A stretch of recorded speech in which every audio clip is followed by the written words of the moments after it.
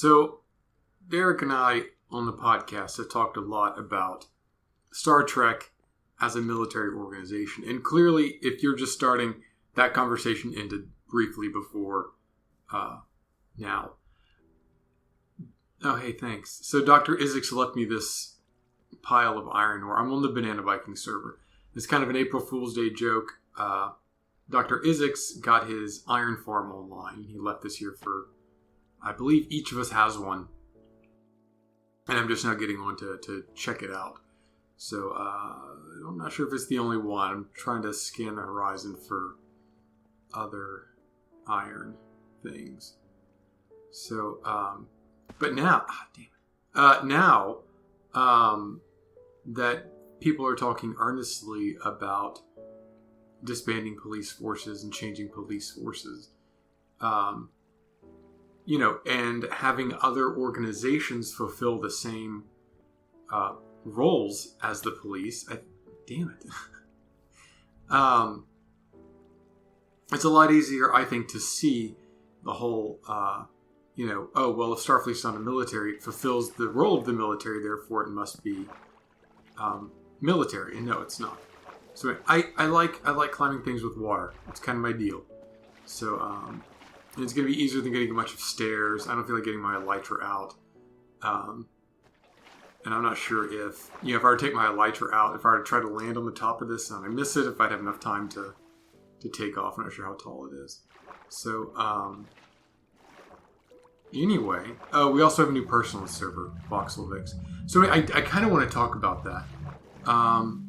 But more importantly is I kind of want to talk about the real deal from everything we've seen in the aftermath of George Floyd's death. This is Morning Perfect Base. I'm Ben Velding. I'm going to work on my Banana Viking server build a little bit today. And then tomorrow I might be back on the realm. I don't know. I'm just winging it. They both have interesting things going on. So I grew up conservative, like the whole 9 yards. It's going up to the cloud layer. That's pretty tall. It's a lot of iron. My mom has literally vanished down a conservative, paranoid conspiracy hole. Like, she's just gone. Okay?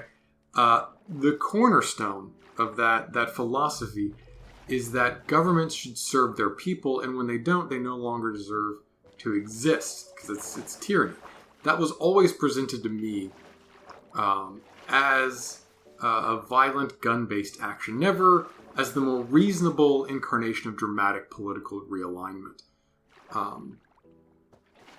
Implicitly, the idea was either to engage in an orderly vote or to just start shooting folks. There's no room. It's like no room at all in that worldview for the messy, uncontrolled work of protest or mass demonstration. Remind me sometime later to go on about like conservative, quote-unquote, organizing, because now really isn't the time. I feel perhaps uniquely qualified as the world's last sane conservative to explain why these folks who've been waiting for that revolution to come haven't gotten out there. I mean, they should, right? But they're not going to. And that's what I'm talking about today. One, the first reason they don't want to get out there is because they believe that police serve an important function in society. And for folks who inevitably believe that the government will turn on them, take their guns, and usher in a vaguely defined age of tyranny, the conservative gun folks I know love police. I mean, by all accounts, it doesn't make any sense. The only mechanism by which to seize guns and deprive citizens of liberty is the police. I mean, maybe the military, but the police would still be the main tool for that. The view is, though, is that police are somehow vital. And if the police stopped existing, the nation would spin into anarchy almost overnight. I cannot express enough disdain for this low vision of America and Americans. What have we accomplished in 250 years if our society cannot hold together without the omnipresent threat of state-sanctioned violence? Goddamn, Isaacs. 1, I appreciate all this iron. 2, this is really tall. but at least I'm almost there. I should probably take these. Okay,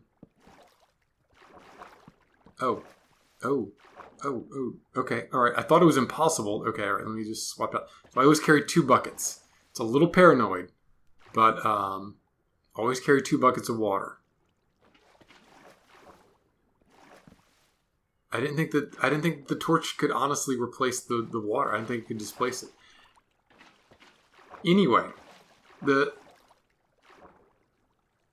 okay, where are we if after 250 years we need the omnipresent threat of state-sanctioned force to keep the society running? Like, is that how you see America? Like a constant, barely constrained social explosion?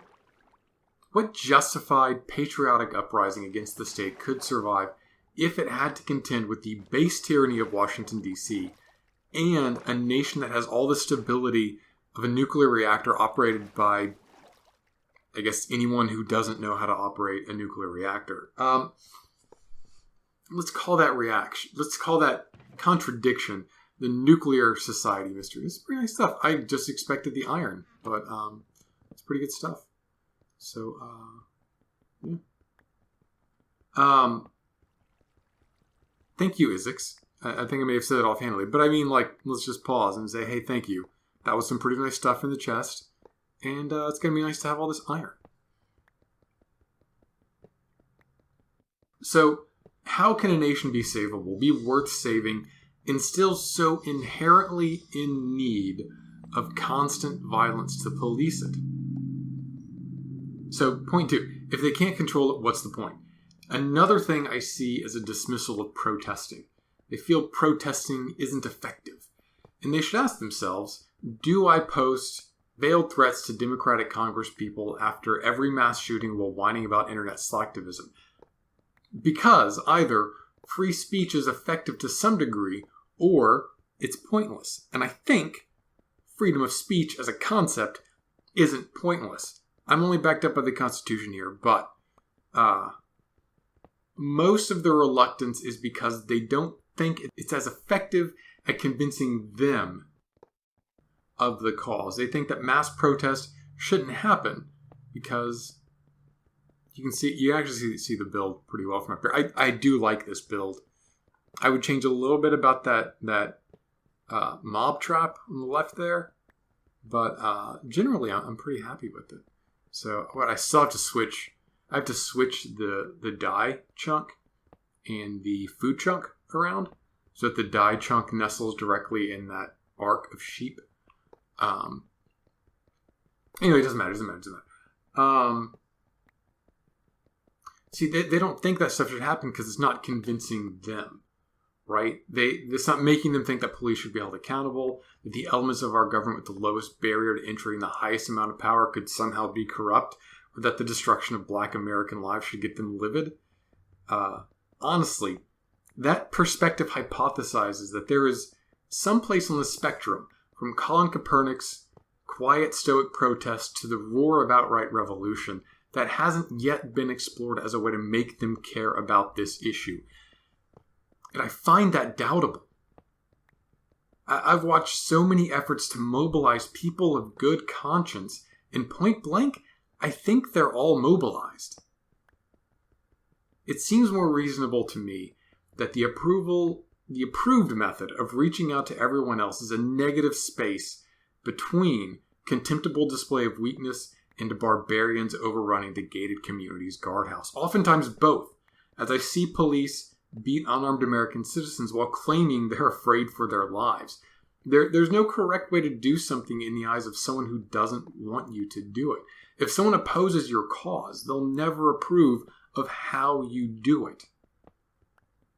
God, I hope I've slept recently. I did not think I would literally be up here all night.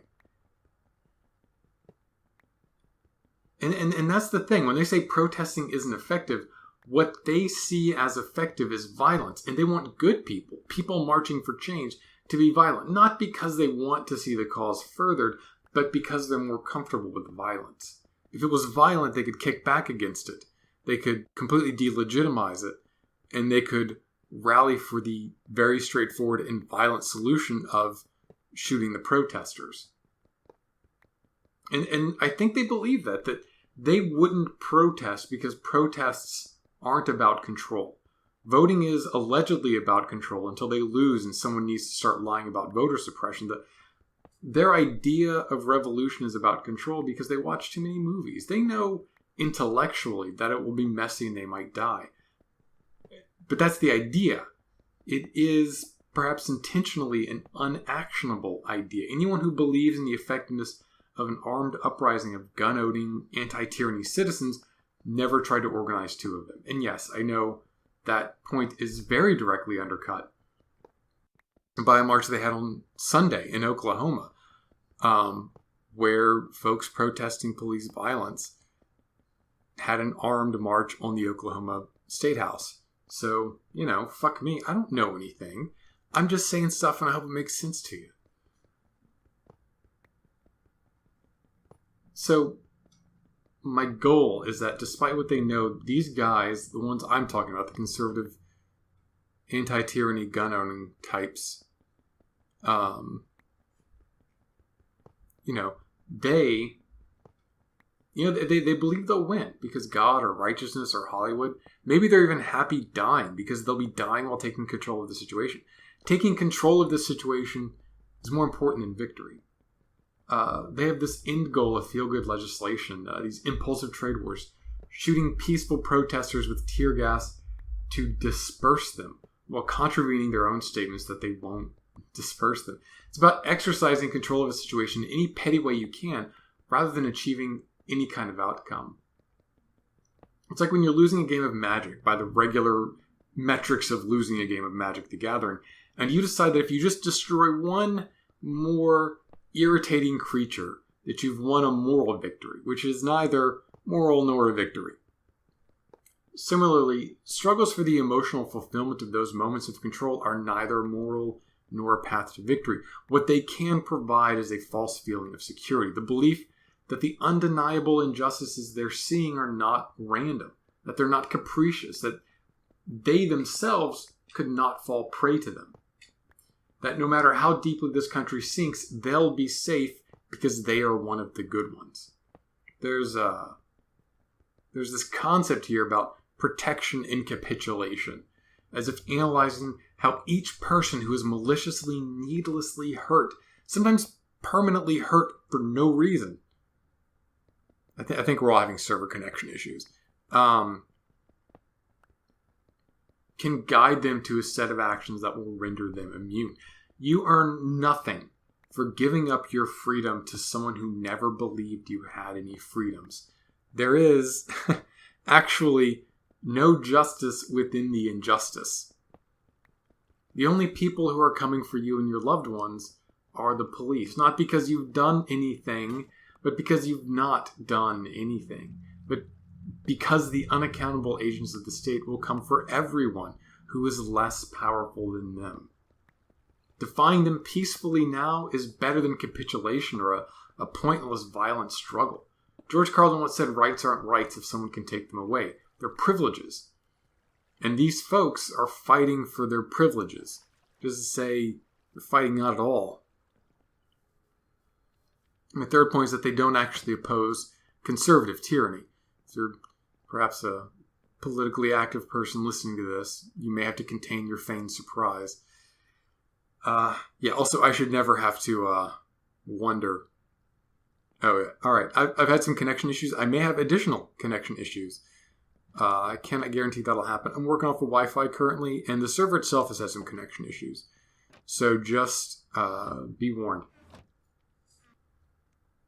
Because this revolution was always going to be Republican. It wasn't based on defending principles. It was based on defending conservatism. There was never a vision of a tyrannical conservative state that eschewed individual liberties and freedoms, because that tyranny is not what they were working against. Which is galling, because I believed in those principles. I still believe in those principles. When I watch a political party produce the lying, amoral Richard Nixon, when I watch a party give itself over to charlatans like Pat Roberts to embrace lies about women, about gays, about black Americans, to reject science, to lie about the most destructive war of our generation, to see it eventually reject respectability, honesty, and even the basic tenets of governance and the creation of policy and respect for the public.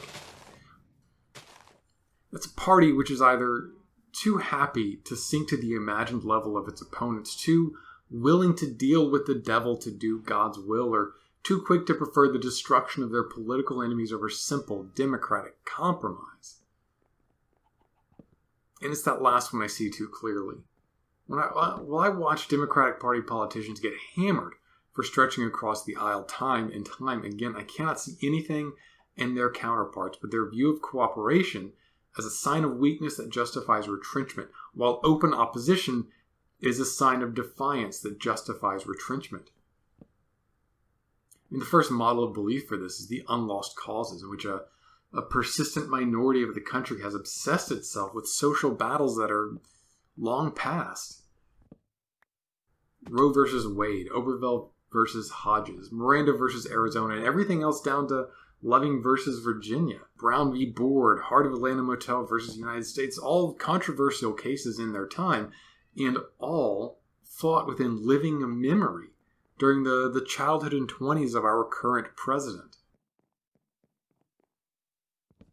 Conservatism is working for these unlost causes. Personal or generational preoccupation with these battles is all-consuming, and no new threat matters. Climate change, infrastructure decline, waning American influence abroad, the vanishing middle class, none of that matters because they're still trying to win those old battles. It's not even fucking real to them. If they can restore the right of a Christian file clerk's refusal to do her job on religious grounds, provided those religious grounds discriminate against gays, then that's what they want. But honestly, I don't even think that's the case. Those court cases are in jeopardy, and what many of us see as a modern just society should not be taken for granted. But I think that generational monomania is too stupid for people to actually engage in it. I believe in a theory that explains that, the nuclear society dilemma, and the need for control. And that is supreme arrogance and bottomless contempt. The theory goes that whether it's the religious dogma, the belief in a previous superior society, or pure ego, that modern conservatives believe that only they are right.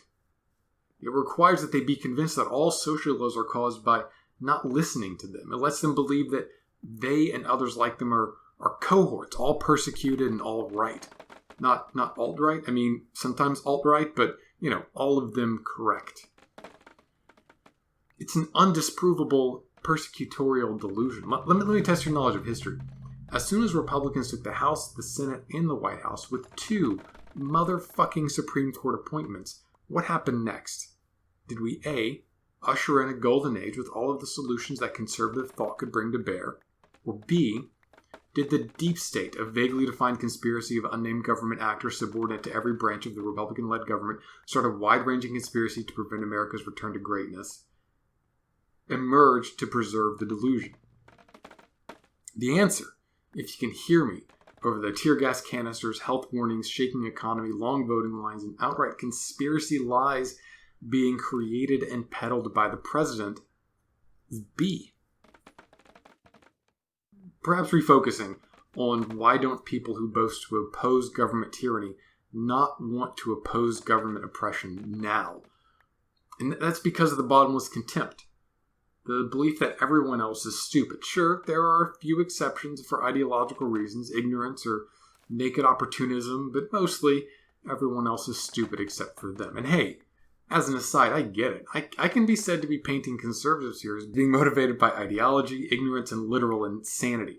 I'm talking about a specific set of folks whose actions are in contravention of their stated values, who look at the physical act of government oppression against Americans exercising their constitutional rights and look harder at it, and then unfocus their eyes until they can see the magic eye sailboat of flimsy justification for looking away from their own principles.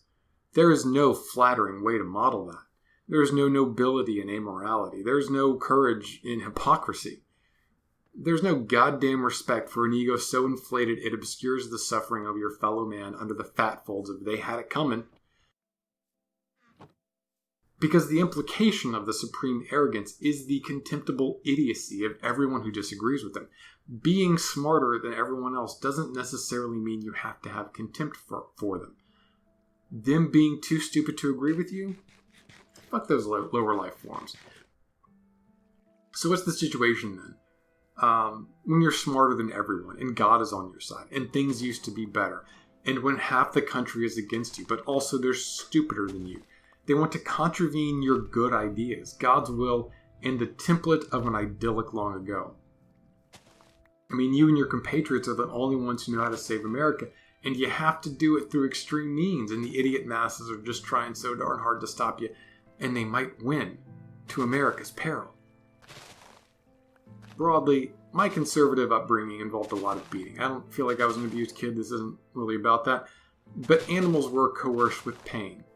Kids were spanked into behaving. And yeah, when folks failed to obey police, we were pretty blasé about their safety. The force was a necessary means for those who were too stupid to comply. The implicitly logical end result is not compromise, but annihilation, the destruction of the opposite side of the political spectrum at any cost to ensure a necessary conservative political hegemony. The specter of government tyranny could only be liberal, because there was never for these guys the possibility of conservative tyranny. We've seen the Justice Department treated as both a bastion of the deep state and an instrument of justice depending on whether it opposes the current administration or not. The unflagging support these guys give to the police is indicative of a knowledge that every American should now have. The police are here to keep a specific group of American citizens very much contained by threat of force. And the gun-toting folks who are waiting to put down tyranny are here for the same reason, to keep that same group of American citizens contained by threat of force. And I think that's a conclusion I can be proud of. Until next time, remember to keep asking questions and keep learning. Okay, actually, I know. Those things can't explain 70 minutes of slowly killing George Floyd with enough personal cool to put your hands in your pockets. Distaste for liberalism and the my way or the highway politics doesn't motivate someone into shooting protesters in the face with tear gas canisters or pushing elderly citizens to the ground, slashing the tires of reporters, tear gassing citizens who aren't even protesting, tasing folks in their own cars. The casual brutality of it. A waste of life. What kind of state tolerates the murder of innocent women and children? What kind of people give those orders? Contempt for weakness and a desire for protection doesn't create a desperate drive to maintain a forcible control of the populace. I cannot believe that delusions of greatness or implicit elitism could drive anyone to condone what we see here. I can't conceive of any rational force that could. Even if you sympathize with the police, the cool indifference of Derek Chauvin towards the death of George Floyd is... there's no justification for that lack of outrage. If policing is a good idea that produces people like Derek Chauvin who killed people like George Floyd, then it is obviously, irrefutably drifted too fucking far from that idea. Or if you accept as a first premise the murder of Americans by police, for what? If you accept that as the natural state of things, then the only meaning of that video is how little you care. I reject irrationality. I create models and structures and try to find incorrect conclusions drawn logically from flawed premises. To see the death of George Floyd and feel no fear for your own safety, your own freedom, to feel no empathy for George Floyd, to be so confident, so complacent about the possibility of that knee being on your own neck. I cannot attribute that sense of alienation from your own fellow Americans to anything but the flawed premise of racism. It dovetails perfectly into everything else. The contradiction of containing a constantly imploding nation, that's a society of oppressors and oppressed, that's Spartans and Helots, that's old school lynch mobs. Peaceful marches are tools of social justice. the tools of moving the populace to sympathy. They're not tools of oppressors who would rather use guns, because that's what oppressors do actually, not cancel people on Twitter or ban Magic the Gathering cards or pull episodes of Community. They kill people generally. The notion that there's a co-minority of Americans just ready to exercise political power to destroy America, that's the motivation behind gerrymandering and voter suppression. This is the justification to tear down the country's democratic institutions because rights for black folks might take another small, slow step towards a legally enforceable reality. In the context of folks who refuse to see black Americans as co-founders or equal partners or even indistinguishable from them, that's an answer. It solves every mystery, from conservative anti-tyranny America's collective amnesia regarding their opposition to government suppression of freedoms to everything else we've talked about here, because they want to suppress freedoms. Not theirs, of course. They want the government to contain the bad people, but they are never for one moment afraid that they might be mistaken for those bad people. Why? Because bad is linked directly to the perception of physical deviance. It's linked to race. It's racism.